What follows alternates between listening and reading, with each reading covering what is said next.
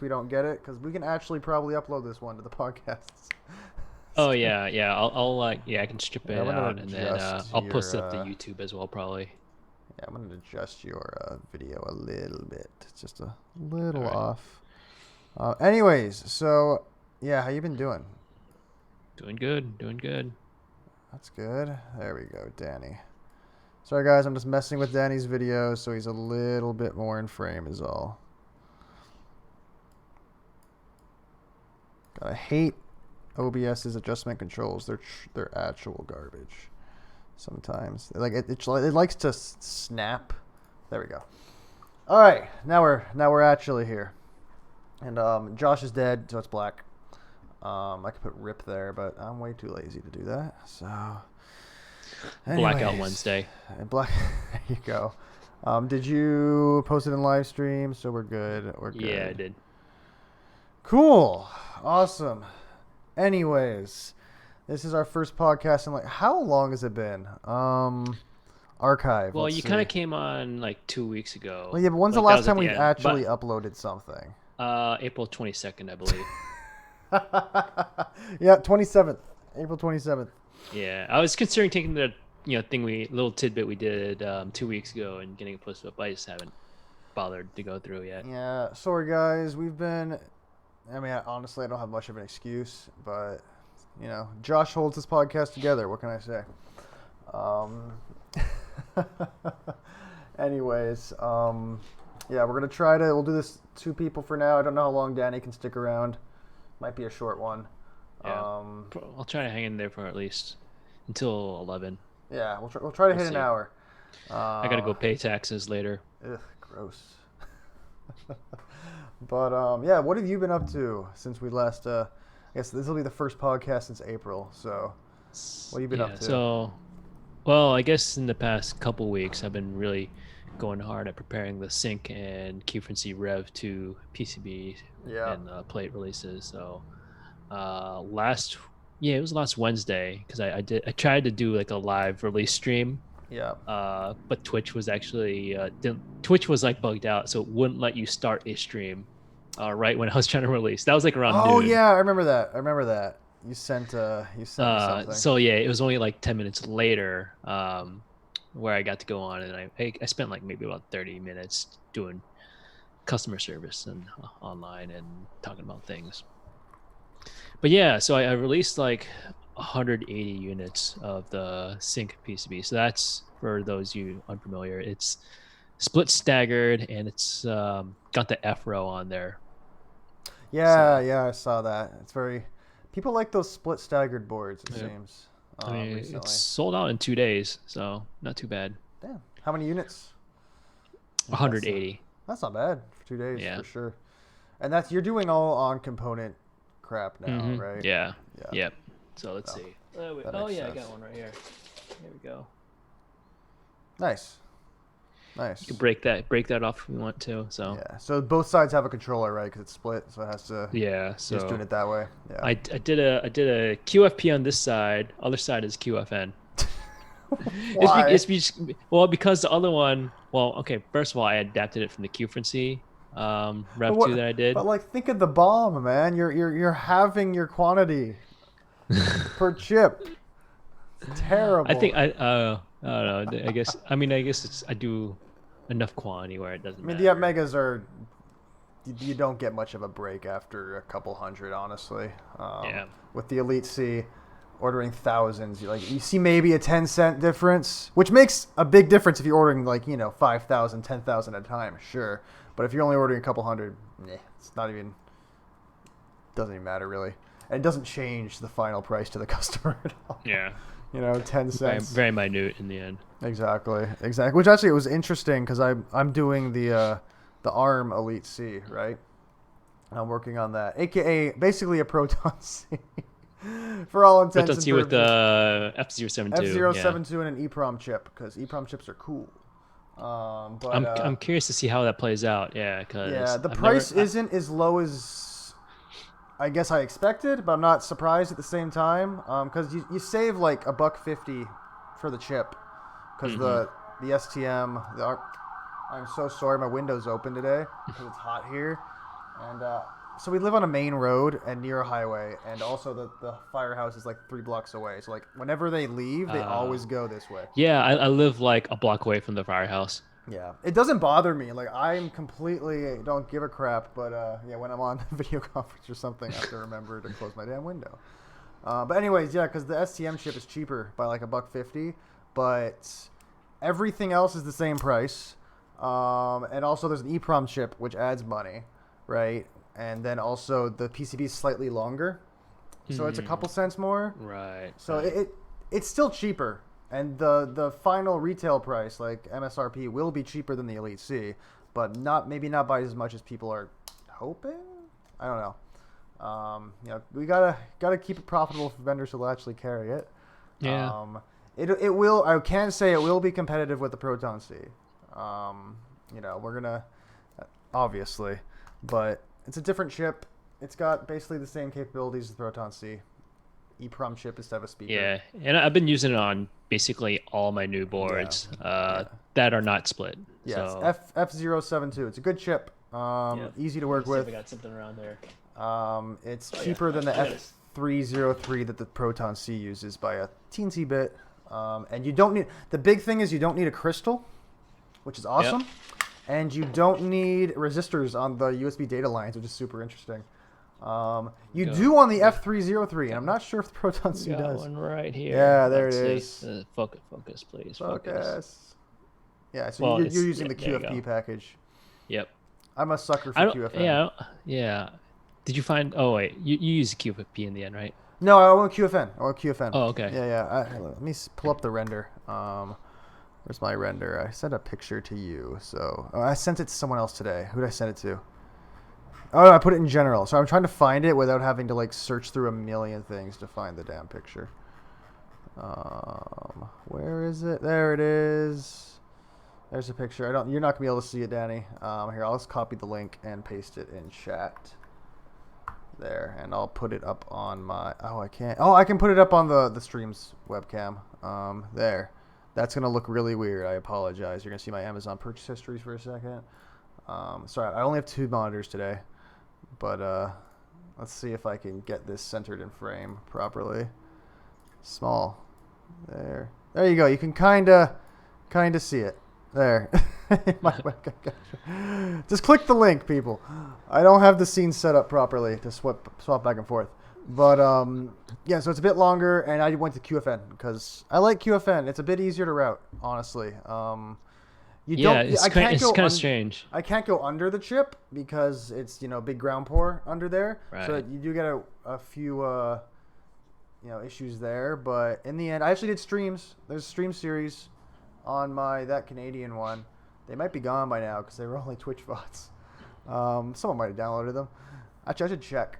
But yeah, it was hard. It was a pain in the ass to route, and I found out when I was routing it that I accidentally swapped 2 of the pins, and I needed to completely reroute it because of that. It was such a pain in the ass because I wanted to be pin to pin compatible with the Proton C, just for compatibility reasons. I wanted it. So my list of importance was pin to pin compatible with the Elite C. So the SPI, I2C, all that are in the same place, right? And then after that, pin to pin compatible with the Proton C. And I think Proton C also follows that same SPI, I2C structure as the Pro Micro. So they're all the same. If you have an I2C thing, you can use it there. The big difference with the Proton C is this one puts out 5 volts. So it has a 5 volt port exposed. It'll also accept 5 volts. And the 5 volt pin is in the same place as the V-Bus pin on the Elite C and the Pro Micro. So if it's powered, externally through another split, right? If it's powered through by another chip, it'll work properly. It'll actually work. So you could use it with a Pro Micro, in theory on a split board once split support exists. Doesn't now, it's kind of moot, but I just did that for future proofing. So the VCC pin is 5 volts on it. There is 3.3 volts also exposed for people who want 3.3 volts, but yeah, I just did that. The EEPROM chip's fun. What's the butt for? Oh, wait, what? The butt? Oh, the snap off part. I see what you're saying. Yeah. Yeah, that's the EEPROM chip. I put the address on the PCB because why not? I didn't know what else to put there. I was like, all right, EEPROM chip. Seems Yeah. cool. Although the other thing is like, it might be interesting if you do something where you like cut the trace so you could set the address to something else. So you could have like, so Yeah, because if you're gonna, I'm thinking of that. Um, but I guess when you get to that point, it's like, I mean, you're gonna need to get to the point where it's ARM just for split fun. supports I squared C and all that too. Yeah, So and also it's the reason I chose that address, the specific address, is because if you swap in a 256 kilobyte EEPROM, it's the exact same pin mapping, and the pin that's high needs to be high for that EEPROM chip to work. So you could theoretically solder that off and swap on like a higher capacity and with no issues. That's why I picked that address. But yeah, it's just fun. I put it on I squared C instead of SPI because they have SPI or a serial EEPROM also. I put it on I squared C because you can daisy chain I squared C, so it doesn't use up the port, right? You can just use that port normally if you don't want, and just ignore the EEPROM, and just address what you want to address. So that was the deciding factors there for why I went with what I did. Also, I squared C EEPROMs are a lot easier to find than SPI EEPROMs. There's more selection. Like JLC PCB, they're free, not their free parts, but they're like available PCBA stuff. PCB stuff is all I squared C EEPROM. They don't have any SPI ones. Yeah. They might in extended, but in non-extended, it's I squared C. So, anyways, that's the. So did you do the JLC run yet? No, I still need to tweak the BOM. I think the only thing you're gonna have to solder is the USB-C port, obviously, which is a bit of a pain, but it should just be drag soldering. And then I don't think they'll do the reset button, which I don't really care about. Whatever. The only other thing it won't do was. There was one other thing it wouldn't do, and I forget, and it was annoying me. So I'm trying to fix it. But, yeah, I'm going to do a JLC run because they'll do it quicker. And through LCSC, I'll order the USB ports and just drag solder them. It's like do 10. Because I talked to Elecro, where I get the Elite Cs from, and they'll do it. And it's not too expensive, but it's a 3-week lead time, just because that's their lead time. Because they're a fab that does a lot of other stuff. So 3 weeks isn't bad. Like... I'm going to run a prototype run through them eventually just to make sure it works, but I want to get a JLC PCB one in before the end of the week. Just get like 10 to mess with, So we'll see. It's in progress. Yeah.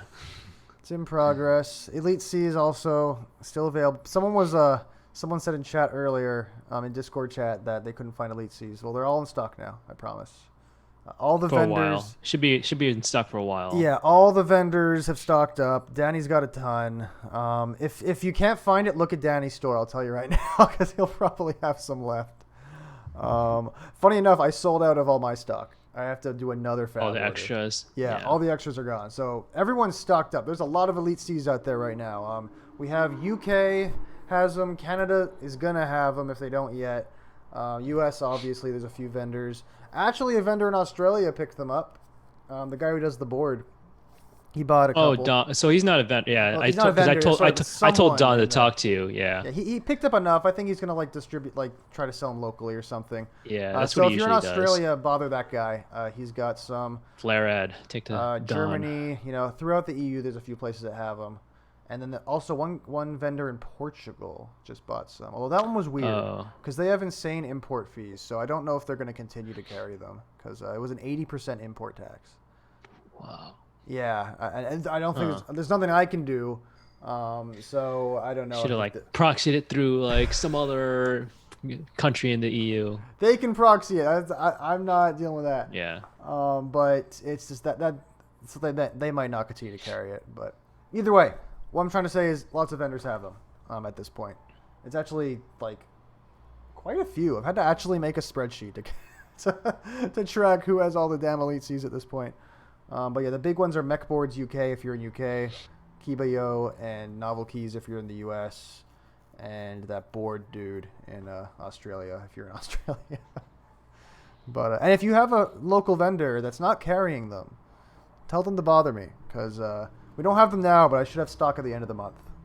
I put the order in the end of last month. It usually takes 3 to 4 weeks with the big orders. So should have them by the end of the month. That reminds me. I need to order header pins.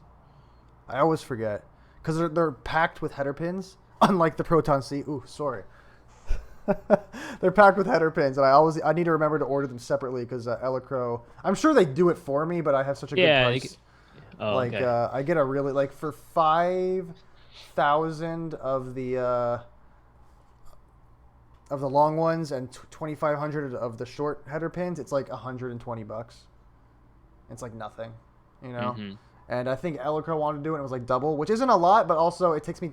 I've already got the contact at the header place, so I just email them saying I want Yeah. more, and I just pay it, and they ship it to Electro. So it takes 2 seconds. I just got to remember to do it. Last time I forgot, but they ship it within a day, so it was fine. But no. Anyways, that's enough Elite C stuff. Elite C talk. I was kidding when I said it'd be 80% Elite C talk. Uh, Only 79%. Only 79% Elite C talk. I will say one thing that's cool. I think if you're in Discord, I was talking about it. I got an electric unicycle Oh. about a week ago, right? So I have a one wheel, and I don't know if this was I don't know if I've had one since in April. Did I have the one wheel in April? I don't remember. So I got a one wheel, which is like a self-balancing one-wheeled skateboard. It's got like one giant go-kart wheel in the middle. It's freaking fun as hell. I got one of those probably about 2 months ago, at least, and I've been messing around with that. And I've crashed a lot, hurt myself a lot the last time. Actually, I'm buying knee pads and crap because I really screwed up my knee. But I got one of those, and then I've been looking into electric unicycles because the one wheel gets 15 miles on a charge, and it goes up to, I'd say 16 miles an hour cruising speed, right? Like you can push it up to like 20 for like bursts, but 16 miles an hour cruising. So it's pretty damn good, right? Like, 15 miles is pretty good. But, why not get more range? Yeah. And also electric unicycles are I've always heard they're harder to ride. And I'm like, well, I want to learn how to ride one now. And they look fun. Look like a giant nerd riding them, but they look fun. So I still need to learn how to ride my unicycle, just regular unicycle. I can barely ride a normal unicycle. I learned in college. I probably can't anymore, actually. But so I got an electric unicycle last week because there was one on Craigslist for like an amazing deal. It was like $850, and brand new it's like $1,500. And this thing only had 50 miles on it because he couldn't learn it and was frustrated. So he just wanted to sell it. So I was like, all right, that's great for me. And I've banged the shit out of it. It's back here charging, actually. Here, I'll show you on the webcam. Oh, you probably... There. Yeah, there it's you on go. the floor. Right there, charging. Need to get a stand for it. But these things are crazy. So there's the good thing with electric unicycles is there's no like patent on it. So the one wheel's a patent. It's only one, a manufacturer could make it. But one wheel, electric unicycles there isn't. I think Segway used to, but whatever. So they're made by 3 big companies now. And because of that, a lot of innovation. There's a lot of different models, more safety features. So you can get like really cheap ones that don't go far, don't go fast, but they're cheap, and you can get very expensive ones that go, well, we'll get into that. But the one I got, it's like kind of a mid-range model. It's considered, and I'd say high mid-range model. But this thing goes up to 35 miles an hour, God, which ridiculous. is terrifying. Yeah, I Like, would imagine. I go 16 miles an hour on my board, and that feels pretty damn fast. And I've wiped out and really hurt myself at 16 miles an hour. You need to wear like a full suit wearing that thing Well, to start. exactly. I'm getting a full face, like a motocross helmet, right? So it's got the chin and no visor because it's just so I don't smash my damn face on the ground, right? So I'm getting a motocross helmet, and then I'm getting like actual underclothes, like elbow pads and back pads and stuff for if I want to go that damn fast. Like day to day, I'll probably just wear, I have a helmet and, I wear long pants and stuff, and got elbow pads and knee pads. So that'll be normal. But if I want to go like 35, I'll be full gear, because that would Get really the GoPro. that'd be really bad if you fell off going 35 miles an hour. That's like terrifying. It's gonna take me a while because I've been practicing, right? And yesterday I finally was able to go straight for like 10 feet without falling off. And today I did it during my lunch break, and I was able to I went around the parking garage a bit because that's where I'm practicing, and I didn't hit any cars, thank God. And I was able to go a couple hundred feet without falling off and turning. Stopping's really hard, I've learned, and it's just the balance, because it'll balance you front to back, but you got to do all the side to side, right? And it's not easy. It's a real pain. And yeah, it's a 18-inch wheel. No, 16 and a half inch wheel, or something like that. Somewhere between 16 and 18 inches. I don't actually know. 3 inches wide, so it's a decent wheel, which is nice. But it's hard. It's not. Most people say it takes you about a week to get comfortable. I see that. Like I said, I'm about probably I've probably done 3 to 4 hours over 4 days practicing, and at this point, like I can go. I can't mount it without a wall yet. That's gonna be a whole other thing. But I can actually like go around on it now, which is nice. But I can't. It's gonna take me at least a week or two to feel comfortable taking it around people, because this thing weighs 45 pounds. You know, if I'm going even 10 miles an hour and like someone pops out and I can't stop and it hits them, that's gonna fucking hurt. Yeah. You know, so it's gonna take me a while to get to that point.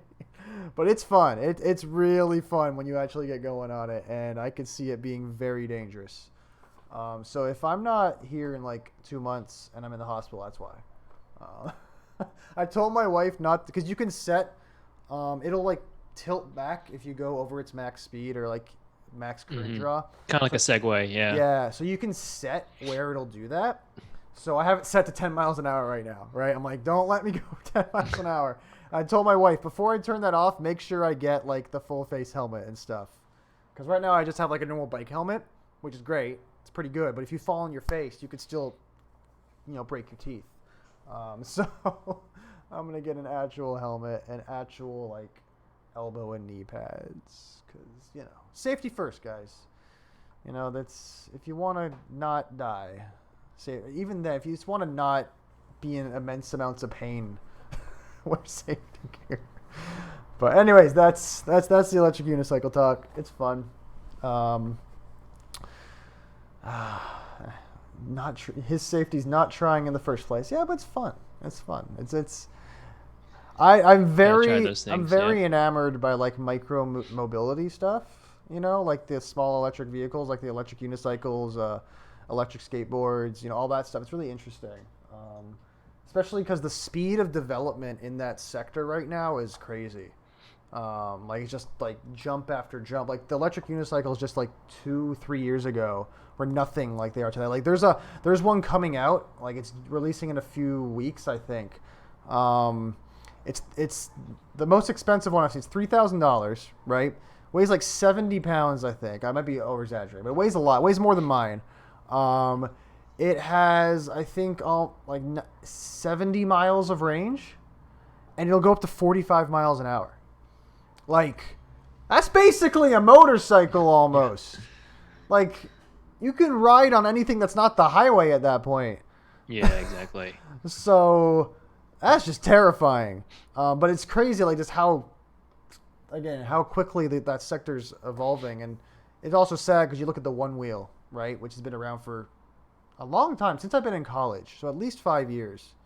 I want to say at least 6-7 years. And it hasn't really had that much growth. It's pretty much the same thing. Like they've had revisions, but they've actually, and I'm really pissed off about this.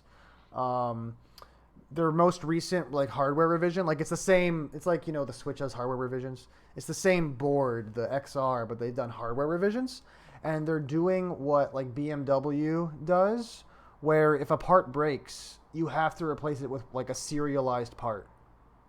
So like let's say all the newer stuff. Like let's say like let's say the battery controller broke, right? Fried out.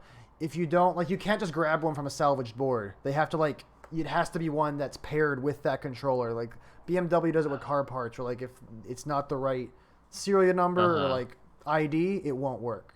It's basically hardware DRM. Basically, it's like the stupidest thing in the damn world. I don't know why they're doing it. Yeah, they do it on like farm equipment too. Like all the new John farm Deere equipment's stuff. The big one. Yeah, Cat and John Deere and all that. They definitely do it, and it's like it's such a consumer hostile move.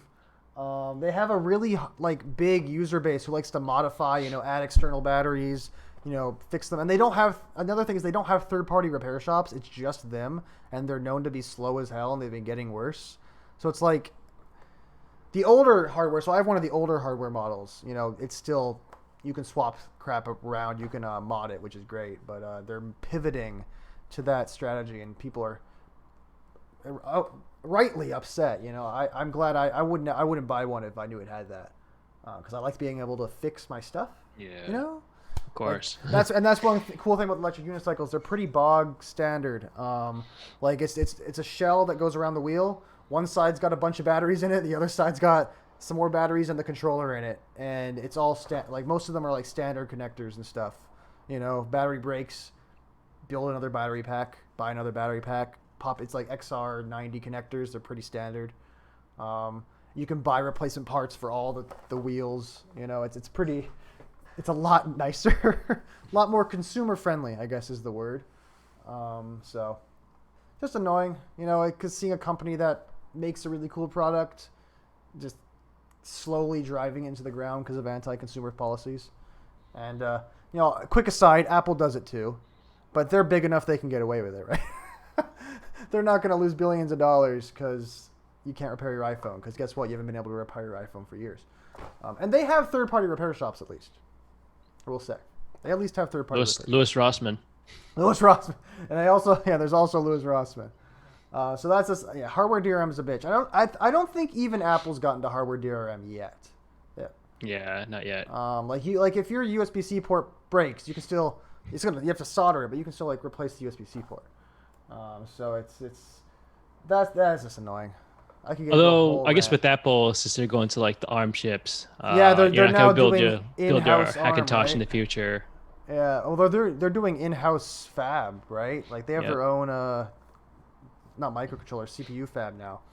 It was like the A9 chip, something like that. I don't know what. Yeah, I guess that's the first one. That's like it's like A13 or 14 I think it's now. based I off can't of even ARM. keep tabs on it. Yeah, I think it's it's who based knows? off ARM. Yeah, but. But that's Apple. Everyone expects it from Apple, and they're big enough. Like I said, it doesn't really matter. They've set their own precedent at this point. The other company I'm talking about is like they're not big enough, and like they have a huge enthusiast community that if they embraced it would probably help them a hell of a lot. But you know, anyways, rant over. What have you been doing besides keyboard stuff, Danny? Do you have an electric unicycle? No, just I bought a regular unicycle like 10 years ago. Oh yeah. And then I brought it to my office because like there was like an unfinished area in the office where I could just like try to practice and and have nobody see me around. And then I forgot at some point, they closed that unfinished area, and then I had to bring it home, and it basically just stuck in the shed ever since. The unicycles, they're not easy. They're not, because for me, the hardest part of learning how to ride a unicycle is like, because you have to pedal, and every time I'd try to pedal, I'd fall off because it would mess up my center of gravity.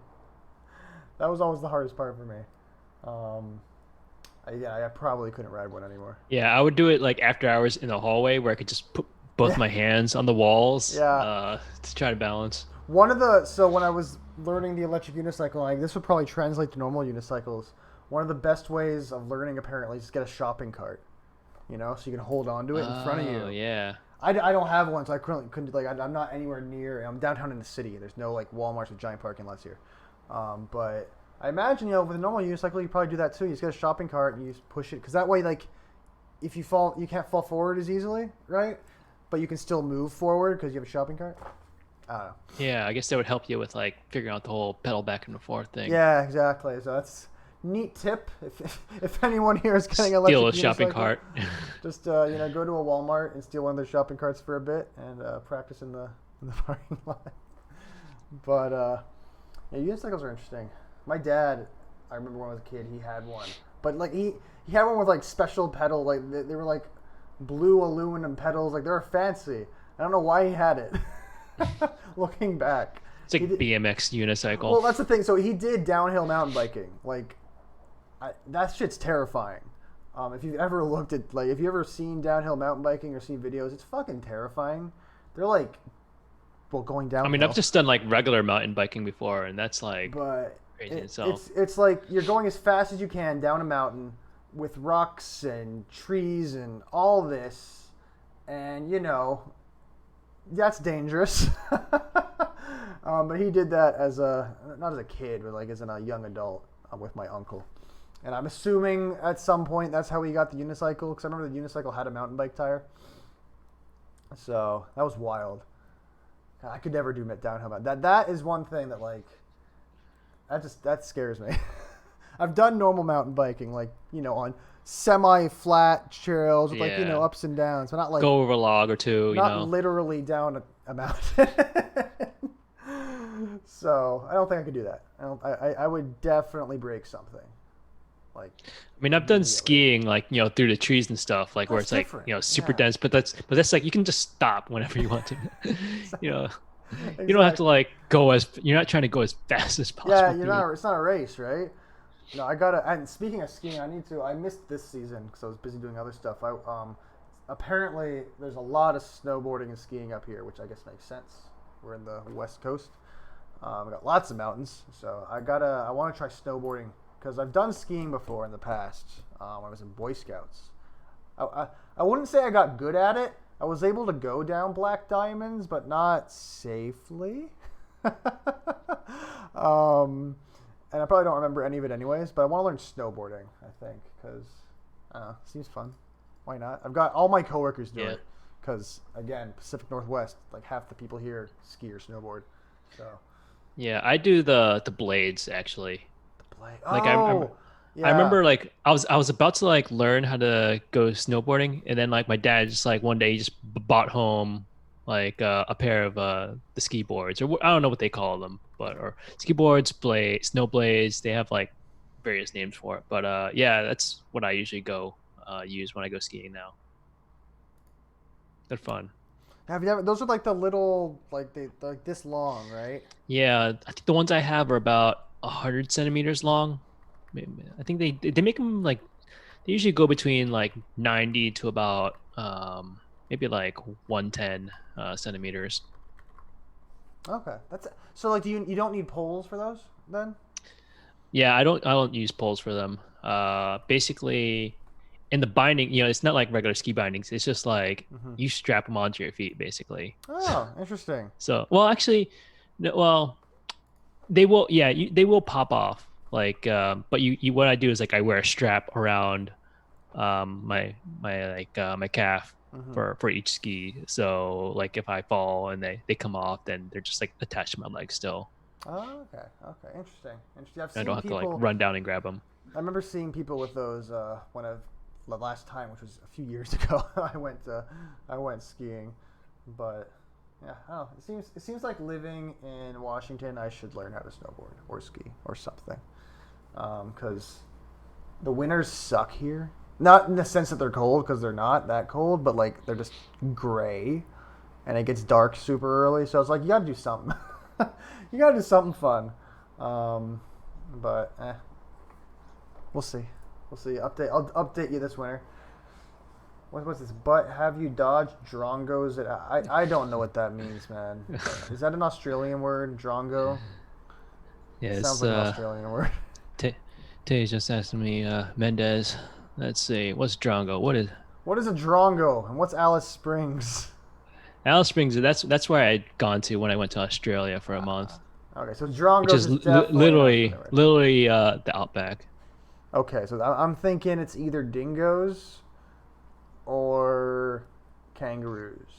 Drongo, it's a bird of some sort. It's a bird. Oh, it wasn't even close. Oh, speaking of birds, keyboard drama. There's quite a bit going on right now, eh? I'll send you this one. This one was It's involves wood keys. Wait, still? Other wood keys. Not wood keys. This is a new one. This is a new one. This one's like this guy calls it just keywood, but I don't know if you got like, but if you have a chance to read this one, did you send? Where'd you send it's a fun one. I put it in the live stream. Live stream channel. Okay, I put it in a. Oh, sorry. I'm sorry. It defaults to my other monitor, guys. I apologize. Anyways, let me pull this up. But yeah, as you read along, it like this other guy comes in, and it's pretty amazing. Keywood. I don't see any pictures. Oh, because they're sorting out kinks with the manufacturer. Yeah. Okay, Well, so so okay. give me the TLDR. I'll summarize. So basically, this guy Keywood, I think he's based out of California, and he's like running interest check Uh, for these keycaps like made out of wood, and then yeah, I guess they're engraved of some sort with a particular font. But sure, yeah. basically, I forgot what the price was, but it was like, yeah, I guess it says like $500 to $600 for like a whole custom set. I don't know if it was like, I forgot the figure. It was like I mean, probably like TKL set or something that like that. seems like, I mean, it's expensive, but like for a fully engraved wood keys that don't exist, like you can't get that. Like that's whatever. So yeah, and then like everybody's asking about details, and then this one guy, G14D, Mm, I guess he's based out of Hong Kong. He's okay. basically like, you didn't design these. It's like like the guy says like these are designed in California, manufactured in China, but they like this G14 guy's like, no, you didn't. It's like Ooh. all you did, basically he's like, you only design the font that's gonna go onto the keycaps, and it's everything. Basically, the keycaps were already made in China because I designed the keycaps. I helped the manufacturer design these keycaps. This is basically like I had like this product would not exist without me. And then the guy's like, yeah, you have no proof or anything like that. You don't even know who the manufacturer is. And it's like, this G guy's like, yeah, I do. Let me talk to this guy on WeChat. We take the manufacturer on WeChat, Oh and then like my god. basically like he got like that guy got busted so hard. And then like so he did the WeChat with his friend at the manufacturer, and then the manufacturer guy's like, yeah, I'm gonna like completely cut ties with this Keywood guy. Oh god, that's Like basically like it had it was spread out over like a day or two, I but need to read through basically this. yeah. It's so funny like everybody's just waiting for it. It's like, okay, what is this guy gonna like unleash the proof? And then like he unleashed like the truth for sure. Ooh. Okay, I'm gonna Like have to read. screenshots of the WeChat at the end. I need Yeah, to just set scroll up a down. WeChat. Yeah, scroll down to the part where like he Okay, posts the screenshots. hold on. Screenshots. That's a keyboard layout. Screenshots. Okay, here we go. Okay, so that's this guy. That's a picture of his keyboard. Okay, hold on. Okay, here we go. So G14.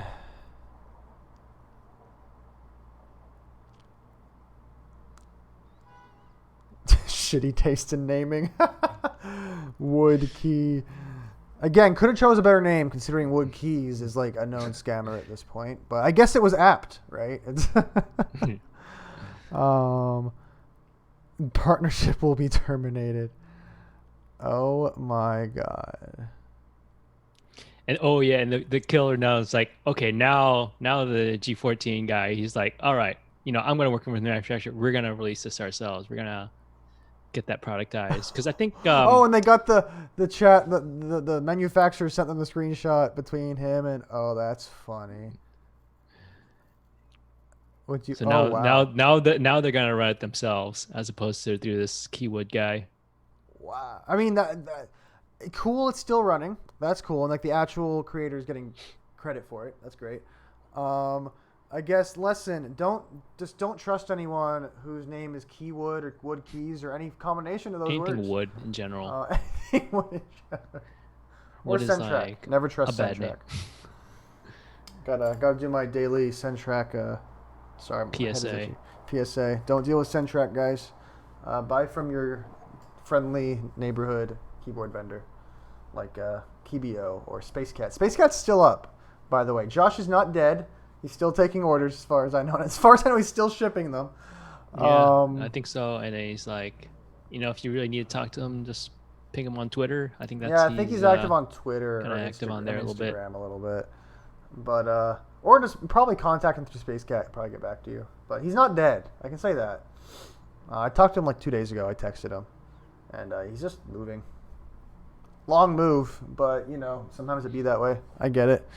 Moving sucks, especially right now, because I can't imagine it's easy to get everything sorted out. So yeah, everybody's moving. It's like the really the new rage right now. Well, Jerm moved. Oh yeah, Gerb did move. That's right. Yeah, I guess there are a few people who are moving. I moved. He had been away for a while. I moved like 3 months ago, or not 3. I guess it's been more than 3 months, 4 or 5 months ago. I'm That's an house interesting. hunting, so Oh, are you? I've been house hunting for like 3 years now in this like particular neighborhood, but it's like the market is so tight. So Yeah, yeah, that part of North Carolina is pretty saturated for sure. I like remember we had some friends looking for houses, and they would find one they liked, and it'd be gone before the end of the day, yeah, basically. oh yeah, that's exactly what it is. Like Yeah. this one house we saw, it's like my realtor, she's great, but like Hmm. she had to like fight to get like a 30-minute sub slot into like somebody's hour-long slot. And Yeah, then like basically it was that same day the it got sold. I'm like assuming. the seller was like, you have to put in your offer by 5 p.m. And we're Oh, like, no, like it was like no. yeah, that's rough. Like I know the housing market there is crazy. It seems like it's still crazy. I assume COVID hasn't died down at all, really. Yeah, I mean, I would go to a house like, yeah, gotta wear gloves and mask. Yeah. People are still snatching them up. Yeah, it's a hot area, that's for sure. It's not getting any cheaper down there. It's Yeah, not no, it's Seattle not. level. It's not there yet for sure. It's Not even rising. close. Not even close to Seattle level, but Yeah. still. Even from when I moved there for my first job, it's gone up quite a bit. So, remember we were looking at houses when we thought we were going to stay in North Carolina, but obviously we're not. um, but that's fun. When do you have like a timeline you're trying to get a house by, or just when the right one comes along? Basically, when the right one comes along, I mean, That's fair. yeah, we've been looking for a while now, Yeah, but that's fair. That's fair. You're trying to stay like in that same area you are right now. pretty much, yeah, just to like Chapel Hill proper Yeah, itself. yeah. That's fair. That's fair. Chapel Hill's a nice area. At least you're not moving to like Cary. Cary, North Would never Carolina. move to Cary. Don't move to Cary. Anyone thinking to move to Cary, North Carolina, don't do it unless you're over the age of 70. Then you'll I love it. mean, yeah, I mean, like, yeah, I mean, they have the good school systems there, but like, you're buying a house that's like cookie cutter, smash, Oh smash, yeah, smash, it's smash, and it's like boring. looks like crap, and it's like, It's 90% old people, honestly, and they're judgy. Southern old people. No offense, but I lived there. They're very judgy, uh, and yeah, it's like all old people. It's like it's actually I think I it's guess like that, it's quote unquote the safest like city in America. I think it's like one of the top safest cities in America. And I'll tell you, the only reason it's one of the safest cities in America is because it's like 90% old people. yeah, I I guess that's rented there that's for a bit. Central Cary, and then yeah, because I lived in Central Cary for like a little bit, but now like West Cary is like all the new crap. Yeah. They've been expanding because now it's like the tech center of the East Coast. They're trying to say, right? Um, which it kind of is. You know, you got the Research Triangle. I think they're pitching it a bit harder than it actually is. Yeah, But like it's mainly banks. If you want to work for a bank, Cary's got a lot of banks. Um, other than that, there's SAS, who like everyone and their brother works for. Um, but I did interview with SAS once. It's whatever. it's a giant company. You know, it is what it is. But I've found that most East Coast tech jobs are either games or banks. Honestly, and like Oh yeah, Richmond, yeah, Virginia is like all so banks. we had a couple game companies. Yeah, Yeah. we had Epic, and then You have Red you know, Storm is down yeah, there. there was one that used to work like one floor above me at my previous office. I think it was, what was it called? Vicious Cycle. That's what it Okay, was. okay. Yeah, that's what it seems to mainly be on the East Coast is banks and video games. I don't know why necessarily, but that's what it seems to be. There are some small startups in the Research Triangle area for sure, but it's not like the next Silicon Valley. I wouldn't say it's the next Silicon Valley. I think Yeah, that's pushing it a not bit. by any means. I think if I was to put money on the next Silicon Valley, I'd have to go with Austin, probably, Austin, or even Seattle. maybe like Northern maybe, Virginia. I don't but know. probably not Seattle. It's pretty ingrained at this point that it's Amazon. But yeah, maybe part of Virginia. I could see that Northern Virginia area becoming one, but my money be on Austin, Texas, because it's Yeah. huge. There's a lot of space, and currently it's cheap as hell, comparatively to other tech hubs. Right? It's not as cheap as it used to be, but it's pretty cheap. What's going on in chat? Oh, people. Wait, someone has green. Who has green energy? Where? What? I'm so confused. Oh, you're talking about East Coast stuff. Boston. I think I'm talking about East Coast. So security, yeah, there's a lot of government jobs on the East Coast because you're so close to DC. Lots of contracting and stuff like that to do with like government stuff. What Yeah, else? I mean that was my job previously, so Web stuff, yeah, web stuff. Green energy, to an extent. Sure, sure. I see you got a lot of that. I'd say you have more on the West Coast for green energy. You got Dominion Power on the East Coast. My friend works for them. Um, what else? Well, speaking of green energy, one thing that's cool is that Washington's almost, I think in the next decade, they're going to be 100% renewable. Like or not 100% renewable, sorry, like zero, like the break even point, right? Where like they're not making more carbon emissions, something, whatever it means. Like all of electricity is going to be, actually, no, it is 100% renewable. We're shutting down our last coal plant and stuff. So it's all, I think hydroelectric's the big one, and then solar and wind. We have a lot of hydroelectric power up here, especially Seattle and like northwestern Washington. It's a lot of hydroelectric. And I think since we're connected to Vancouver, Vancouver buys energy from Washington. And so when we go to like 100% renewable, they also will end up being 100% renewable by proxy. Which is just neat. Cool facts, right? Water power. And because of that, our electricity is actually pretty cheap up here, which is nice. I like it. It's like it's a bit cheaper than it was in North Carolina, which is nice. I use more because I have more technology at the moment. But AOL. I think Verizon's also based on the East Coast. I think one of their big headquarters is on the East Coast. yeah. But is there a big? I don't think there's an Amazon headquarters on the East Coast. What about? Oh, There's warehouses. Like there's definitely big like fulfillment centers and stuff. But I don't think they have any like. weren't they building something at like? I don't know what's. The They new were place called? apparently building one in DC. Or are Like building the one near in like DC. like whatever they used to call Crystal City. Yeah. I don't know what's going on with that one. I don't think there's any. I know at least there wasn't any Google when I lived there because I remember looking at them for jobs. There was no Google, no big Microsoft ones either. I'm just going through the big tech companies. There might have been Apple. There might have been some Apple jobs, but HQ2, yeah, HQ2.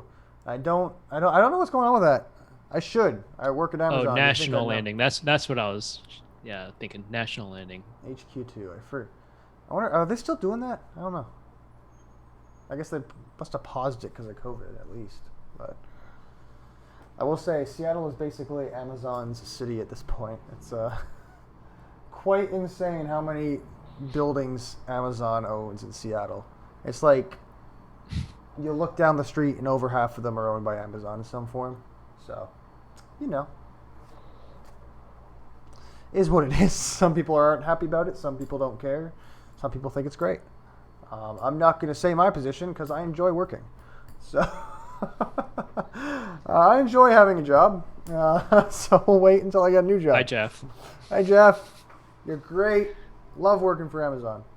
I do. My team's great. Love my team.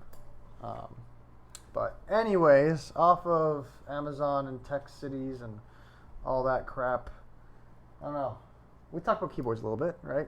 What else? There's been other crap going on in keyboards.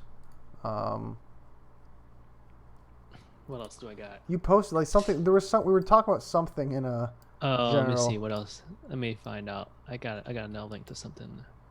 Oh, so I guess yeah, some people complaining or unnecessarily raising too much hell about the GMK 9009. Oh yeah, I don't follow that. Some warping and legend issues, but like I think it's just a little bit overblown by like a couple of annoying Oh, people. we could talk about the novel keys thing real quick. Oh We yeah, haven't yeah, touched the on that. NK95. The NK95, where a bunch of people got really upset and started harassing Mike, Yeah. which wasn't Oh, yeah. cool. Don't do that.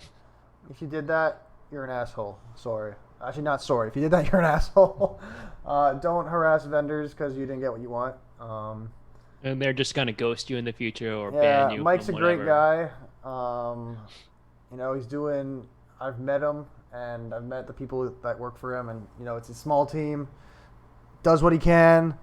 He's putting out, he's good. They're going to keep running it. Like this isn't like a one-off thing. They're going to keep stocking the NK95. Yeah, I mean they've already got like more So, coming their way on a boat or whatever. Don't be entitled assholes just because you're mad that apparently bots bought them all. But And people will remember. I know, like I've seen some of the messages that Mike got. oh yeah, no, and, some were and pretty he's like, messed up. and then somebody was like trying to be like super nice afterwards. It's like, no, I remember you. Oh yeah, no, you'll get if not blacklisted, you'll at least get forget about getting any support from vendors after that. Don't send people death threats, man. It's not cool, especially in such a small community. Even though keyboard community's gotten pretty damn big, it's still pretty close knit as far as vendors talking to each other. So don't be a dick. Don't be a Dave Miller.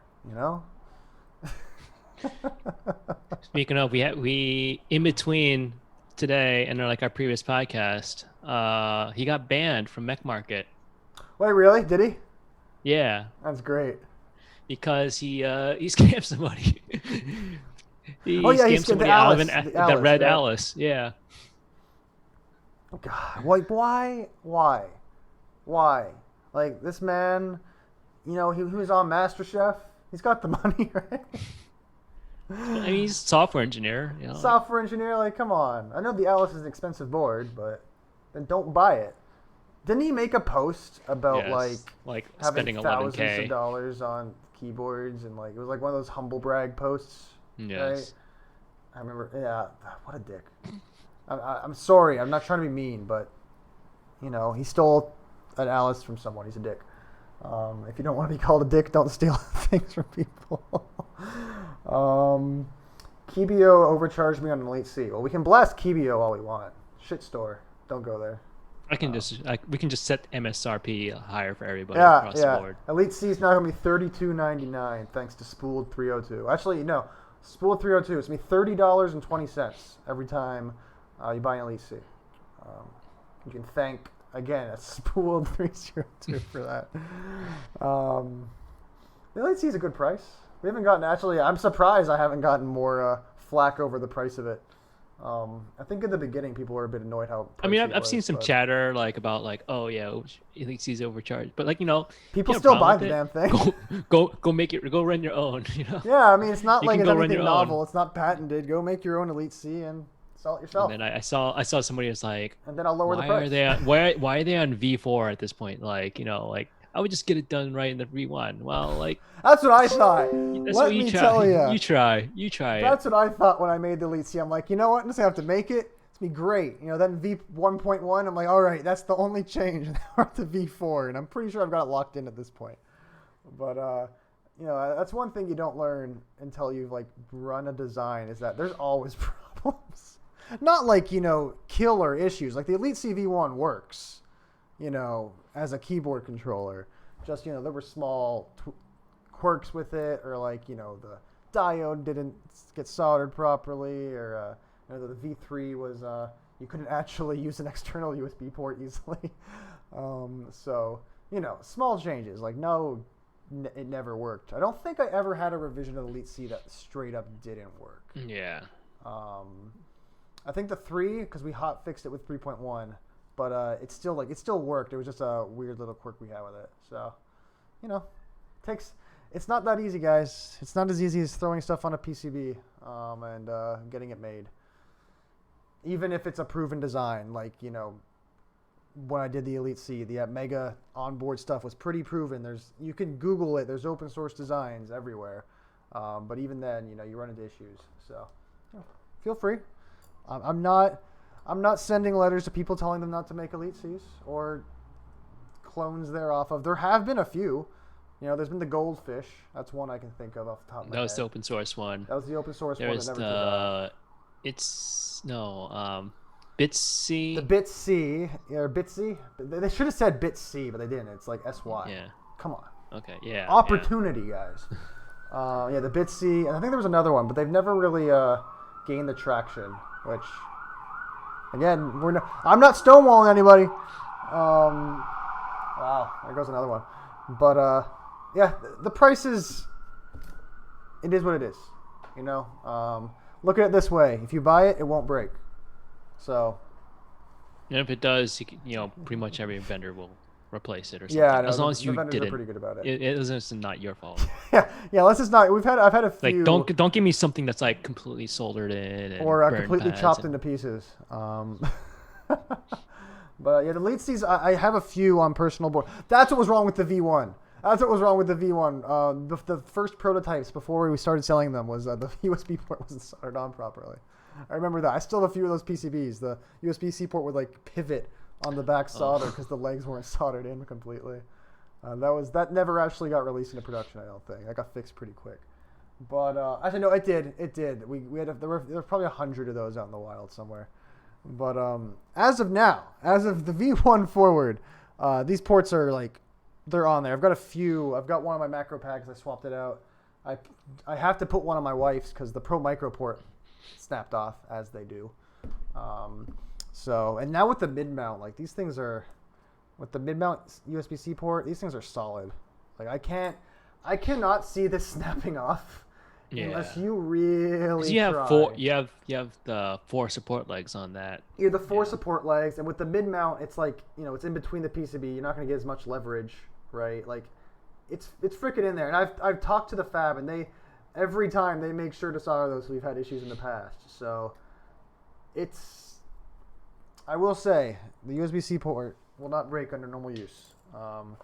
Although I got a picture from Mech Boards UK from a customer. They got an Elite CV4 and the MCU wasn't soldered on. It just wasn't there. Oh my god! It just wasn't there at all. It wasn't even in the bag. It's like they forgot to put it on at the fab. I will say it's only the first or second time I've ever seen that happen out of thousands. So it doesn't happen that often, but it was kind of funny. It happens. I can't look at every Elite C as I pack them. I'm sorry. Neither can the vendors. It's just You don't a have lot. like machine vision going on. Exactly. They ran out of trips in the tray. Yeah, it's probably what happened. Honestly, they probably hit the end of the tray. Like the last batch, yeah. Yeah, and didn't notice or something. That's fine. Like I said, it's the only one I've seen. I think I might have seen another one way back in the V2. Someone might have sent a picture of it, but it's not something that happens often. Elecro's pretty good about their QC, I will say. If anything, they usually send me 1 or 2 extra, so can't complain too much. And the vendors haven't, yelled at me yet. So if that happens, I'll typically throw in an extra Elite C or 2 next time to make up for it. But that's just the cost of doing business when you're working in like high quantities of anything. Is that usually there's a acceptable failure rate, like for PCBs, right? It's like 1%, I'd say. Yeah, is like within reasonableness, and any more than that starts getting, like, okay, what's going on? And so far the Elite C's been hitting that. We've definitely had some that have had issues, not worked, not been flashed properly, not been detected, but it's not been anywhere out of hand. So buy an Elite C today is what I'm saying right now. Use the promo code SPOOLED302 and it'll cost $30. Can you do that on Shopify? Can you make a promo code and make something cost more money? Like a negative discount? Is that possible? I don't think so. That'd be great, wouldn't it? Let's make it so But you can't I don't know. it. Maybe have it script to like a secret like bundle in an extra charge or something. Yeah, like it's that. a bundle like nothing. It's like bundle like an invisible item or something. That'd be great. And make it so that once they apply the promo code, they can't apply any other promo codes until they buy it. Like make it so if certain people shop at your website, it's just increased by 10%. I think that's actually illegal. I think there's like trade like laws around doing stuff like that. Maybe not. I don't know. Dynamic pricing. I'm not a lawyer. I don't know if dynamic pricing is legal. I don't think it is. I'm pretty sure it's illegal. I think it's like the same reason why, like, to have a sale, you have to have a certain steady price for X amount of days out of the year or something. So you probably get in a lot of trouble if you did that. It'd be funny. Like, make everything that Dave Miller buys like 50% more. The price of an Alice. There we go. If Dave Miller ever tries to buy some Elite C's from me, I'll charge him, was it like $1,200? How much the Alice was? Yep. Something like that. You hear to hear first. Dave, if you want some Elite C's, I'll sell them to you, but they're $1,200. And all that money is going towards the poor soul you scammed the Alice from. Although I Anyway, think the scammy got his money back. that's good. That's good. Hopefully he used PayPal. But still, he didn't get the keyboard back. Well, I mean, the point was he wanted to sell the keyboard in the first place. Oh, yeah, that's fair. That's fair. Yeah, yeah. Sorry, I forgot the direction it went. That's good at least. That's good at least. But and usually PayPal, if it's that big amount of money, usually they'll at least strike your account, like Dave's account, if something like that happens. So, you know, he's not allowed to mech market anymore. He'll probably make an alt at some point. Yeah. Like, they can't IP ban you on Reddit, right? Even then, you change your IP. It's not hard. Yeah, I don't think so. Just get a VPN at that point. Yeah, there's ways around it. I bet. Maybe Wood Keys was Keys Wood. We'll never know. Trying to break into the Oh wait, no, it's industry again. California, not Texas. So I could be Maybe lying. moved. Who I don't knows? know. They were lying about being made in California. Maybe they're lying about not being Wood Keys. I feel bad for the other Dave Millers in the world. Yeah, so we're talking about a very specific Dave Miller. If you feel you're being called out inappropriately, we're talking about the Dave Miller that was on MasterChef. Yeah, so should narrow it down a little bit. Speaking of names, though, I love my name, Christopher Poole, because like I can put that anywhere and it doesn't matter. Because whenever you Google Christopher Poole, it's the guy who made 4chan. Like, it's always the result. It's always back to the guy who made 4chan because his name's Christopher Poole. So it's like almost impossible to find me on like anything. Yeah, I'm pretty like impossible to find too. Well, yeah, your last 'Cause, name's like every no, last name. no, even if you do like my name, like last name Chapel Hill, it's like you're not. Yeah, it's actually somebody else still. Oh yeah, because I mean even at my work, because we just hired an employee that has the same last name as you, and when I was trying to find them in the directory, it was just like, it was so long. It took me it was so hard to find them. I made 4chan. Yep, exactly. That was me when I was like 2 years old. I made 4chan. It's a prodigy, like that guy in Hackers who got his the protagonist in Hackers who got arrested at like 7 years old. That was me. Just creating 4chan. They can shadow ban you by your username. Yeah, they can definitely shadow ban you. But I feel like he'd pick up on that pretty quick. I feel like anyone would pick up on that pretty quick. But I don't know. Anyways, that's about all I've got right now without devolving to even more off topic. I know it's like you said you wanted to go around 11, so it's Yeah, 11, so 15, probably right? about time. Yeah, let me see. I'm just looking through my projects list. I still got. Well, I've already talked about other streams, but Yeah. I've got to reorder the sync PCBs. I did make one mistake. I switched the marking. It's not like a problem with the PCB itself. It's just the markings. Like I've got markings for like where to put certain switches. Oh yeah, sure, okay. sure. So it tells you if you put like a 1U or 1.25. But this one right here, I swapped the labels by accident. Hate that. So. B stock. But it's just a guide. It was just a guide anyway. So. Yeah. No, but you want it to look good. That's half the fun of PCB designs. You make it look good. All right. PCB that looks good functions better. You can't prove me wrong. Speed stripes. Yep. Exactly. It's like those lights on shoes make you go faster.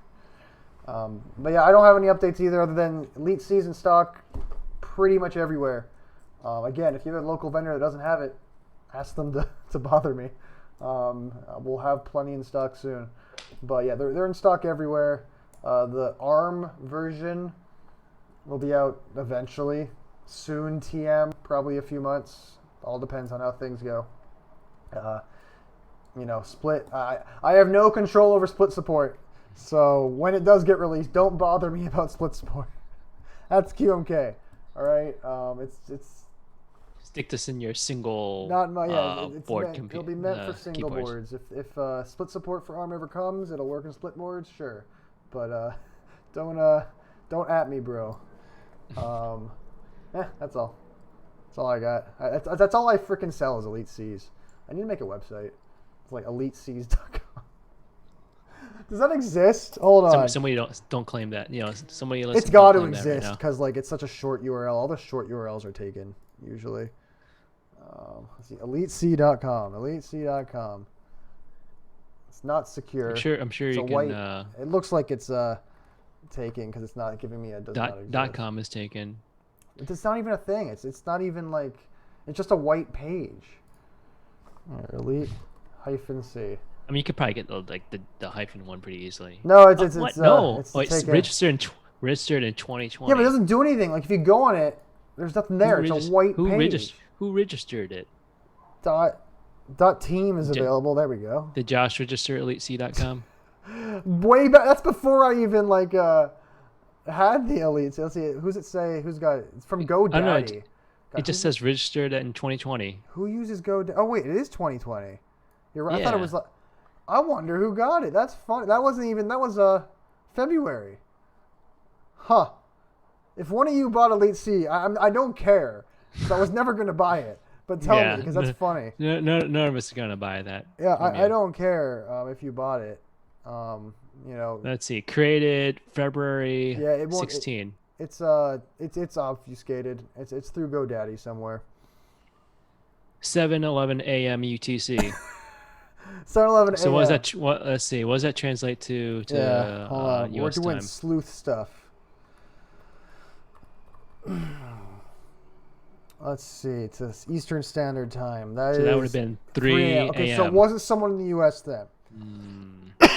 It could have been someone on the West Coast because that's only midnight. But probably not. So I'm saying what's that in UK time? That's 8 a.m. So it could have been. Yeah. It's probably not. It's probably I don't know. So someone in Europe. Somebody woke up from a dream. It's like, hey, gotta get EliteC.com. Well, it wasn't when we were podcasting. So, I don't know. I'm curious. I'm genuinely curious. If you bought it, just ping me anonymously because I want to know why you bought it. I'll tell you right now, I'm not going to pay you for it because I don't care. But let's see. Hold on. I'll give you $20 for it. I did. Or are you researching this? We're about to find out. I'm researching this. Okay, let's see. Hold on. I think I got something. I might be able to register Elite C trademark and take it back out. Let's not get into that. I'm gonna recent post, legislation. I'm gonna post this. It was a whole thing. Let's find out who did it. Yeah, I posted into live stream channel. Elite Counseling and Consulting. Ah. Okay. So it's not even related to us in any way. That's funny. It was this year. That's pretty. So it's counseling. Okay. Okay, here we go. The Elite C will not help you with any of your, counseling needs at all. Unless you have issues not having enough Elite Cs in your life, then yes, it will help. But beyond that, don't buy Elite Cs to fill the void in your heart. That's funny. Wonder if I could also email them hey. Oh wait, I misread this. It's wait. Oh, that must have been a typo because this second image it says EliteC-C.com. Well, in there it says EliteC.com, on the Google tip. Yeah, I don't know. Maybe they just mistyped their email and probably that Facebook post or whatever. Yeah, who knows? That's funny though. That's so interesting. I'm gonna have to, because if you go to the website again, it's just a white page.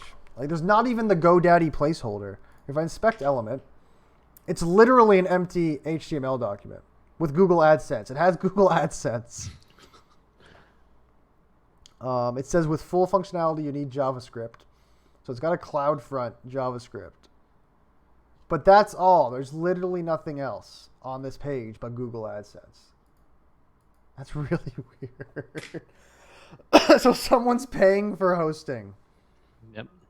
It's probably next episode it's probably we'll one of those, dive into it. It's probably a GoDaddy, if you want email, you have to buy something and they throw. Who fucking knows?